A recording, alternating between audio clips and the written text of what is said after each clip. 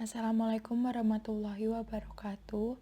Kami dari kelompok 11 akan mempresentasikan hasil diskusi kami tentang akuntansi transaksi ijarah dan IMBT yang beranggotakan 1. Dwi Rahma Vita Hamidah NPM 1910104082.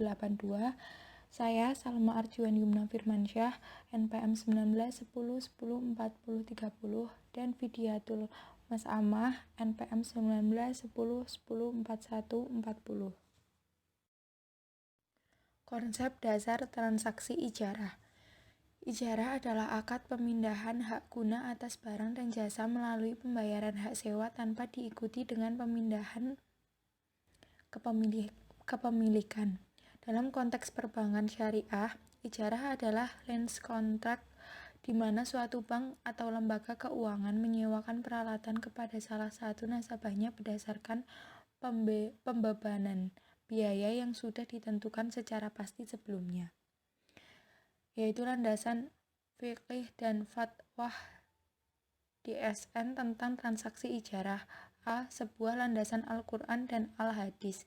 B. Fatwa DSN tentang transaksi ijarah. Fatwa DSN tentang transaksi ijarah. Yang pertama, Fatwa DSN nomor 8/DSN MUI 4/2000 tentang ijarah. Yang pertama, rukun dan syarat ijarah. Yang kedua, ketentuan objek ijarah. Yang ketiga, kewajiban LKS dan nasabah dalam pembiayaan ijarah.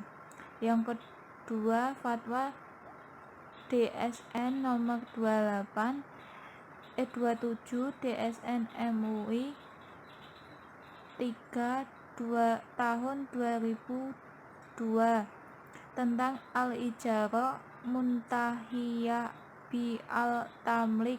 Yang pertama, akad al-ijarah al-muntahiyah bid malik boleh dilakukan dengan ketentuan-ketentuan. Yang kedua, ketentuan tentang al-ijarah al-muntahiyah bi al-tamlik. Yang ketiga, tidak ada. Selanjutnya, karakter transaksi ijarah sebagai berikut. PSAK nomor 59 paragraf 105-107 menjelaskan tentang ijarah dan ijarah. Yang kedua, mutahiyah bid malik. Yang ketiga, tentang pemindahan hak milik objek sewa kepada penyewa dalam ijarah muntahiyah bid malik. Yang keempat, tentang ketentuan akad. Selanjutnya, pengakuan dan pengukuran ijarah dan ijarah muntahiyah bid malik. Objek sewa, biaya perolehan objek sewa, pendapatan ijarah dan ijarah muntahiyah bid malik selama masa akad secara proporsional, piutang pendapatan ijarah dan ijarah muntahiyah bid malik yang diukur dengan nilai bersih yang dapat direalisasikan pada akhir periode pelaporan. Selanjutnya, akuntansi transaksi ijarah dan IMBT. Bank sebagai penyewa beban ijarah dan ijarah mutabiyah bin malik secara proporsional selama masa akad. Jika biaya akad menjadi beban penyewa, jika biaya pemeliharaan rutin dan operasi objek berdasarkan akad menyewa beban penyewa, perpindahan hak milik objek sewa dalam ijarah mutabiyah bid malik melalui hibah. Positif laba rugi perhitungannya. Yang kedua, positif dana investasi tidak terikat. Yang ketiga, positif saldo laba dan dana investasi tidak terikat. Perpindahan hak milik objek sewa dalam ijarah muntabiah bin malik melalui pembelian objek sewa.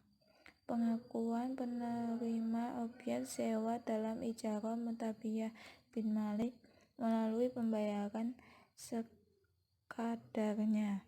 Pengakuan penerima objek sewa dalam ijarah muntabiah melalui pembelian secara bertahap.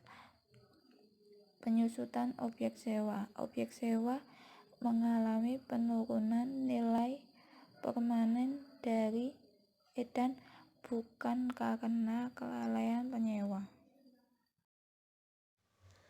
Akuntansi pemilik atau mujir, yaitu penyusutan harus mencerminkan pola konsumsi yang diharapkan dari manfaat yang diharapkan di depan dari objek ijarah. Yang pertama, pendapatan sewa setelah pengakuan aset sewa diserahkan pada penyewa.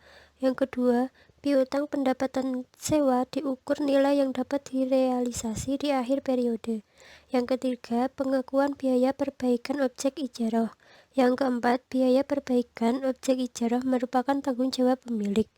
Kemudian, biaya perolehan ijarah pada saat objek ijarah diperoleh hibah penjualan sebelum berakhir masa penjualan setelah masa akad penjualan objek ijarah selesai secara bertahap.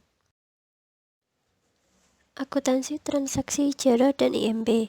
Yang pertama, perpindahan kepemilikan seperti hibah aset dan aset, nilai wajar objek yang diterima. Kemudian bila dibeli sebelum masa akad berakhir, aset sebesar akun sisa cicilan sewa atau jumlah yang disepakati. Bila dibeli setelah masa akad, aset pembayaran yang disepakati. Kemudian jika dibeli secara bertahap, aset diperoleh.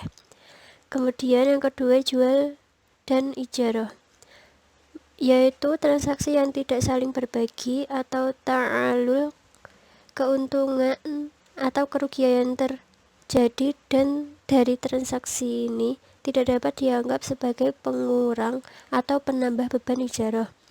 Kemudian yang ketiga, ijarah lanjut, yaitu jika suatu entitas menyewakan aset yang disewanya, entitas tersebut harus menerapkan akuntansi pemilik dan penyewa. Kemudian penyajian. Untuk pendapatan ijarah disajikan secara bersih setelah dikurangi beban yang terkait. Rukun ijarah yang pertama ada penyewa, kemudian ada pemilik barang, yang ketiga ada objek yang disewakan, yang keempat ada harga sewa yang disepakati, dan yang terakhir ada perjanjian. Perbedaan ijarah dengan leasing. Di bidang aset dan objek, IMB di aset selama masa sewa menjadi pemilik bank atau muajir. Bank atau muajir tetap menjual pemilik aset setelah masa sewa berakhir jika nasabah tidak bersedia membuat akad pemindahan kepemilikan atau dengan jual beli atau hibah. Kemudian di leasing konvensional, sama seperti dalam financial lease, nasabah membeli aset dari supplier dengan dana pembiayaan dari bank dan aset langsung dicatatkan atas nama nasabah. Kemudian aset kemudian dikonstruksikan sebagai milik bank atau karena dibeli dengan uang bank dan bank menyewakan kepada nasabah.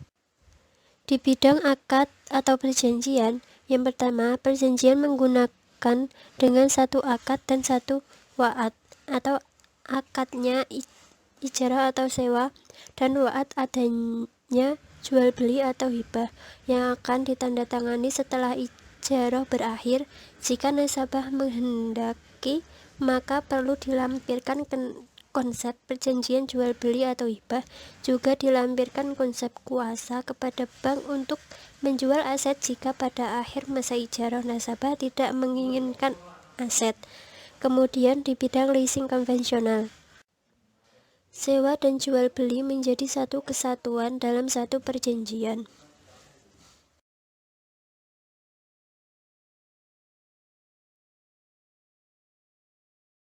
Sekian presentasi dari kelompok kami. Apabila banyak kekurangan dan kesalahan kata, kami memohon maaf yang sebesar-besarnya. Kami persilahkan untuk teman-teman yang ingin bertanya. Terima kasih.